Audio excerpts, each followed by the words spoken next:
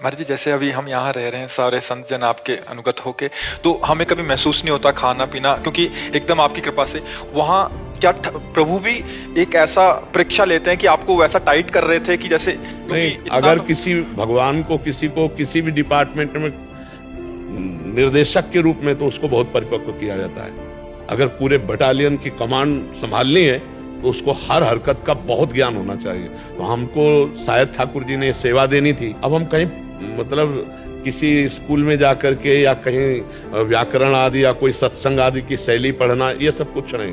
गंगा किनारे ही पढ़ाई समझो, भजन हर समय भजन, उसी का जो आप सुनते हैं वो भजन का सुनते हैं। आप लोग जो सब छोड़ छाड़ करके भगवान के मार्ग में आए, उसी भजन का आकर्षण है, उसी भजन का। तो अब ये नहीं कि तुम लोगों को भूखा रहना पड़ेगा, वही गति प्राप्त होगी।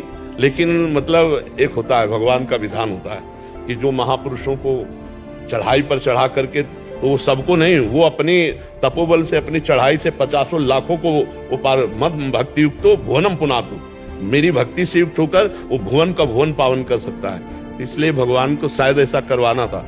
तो ये भगवान सामर्थ्य देते हैं। हम तो ऐसे चले जैसे हमको कोई चला रहा है, वही सब चला रहे, वही सब कठिन से कठिन। अब जैसे सावन आया तो सावन में गंगा जल से ही रहेंगे, केवल गंगा जल पी कर रहे। अब वो भगवान सब सामर्थ्य देते थे, भगवान सब संकल्प देते थे, वही सब पार करते थे।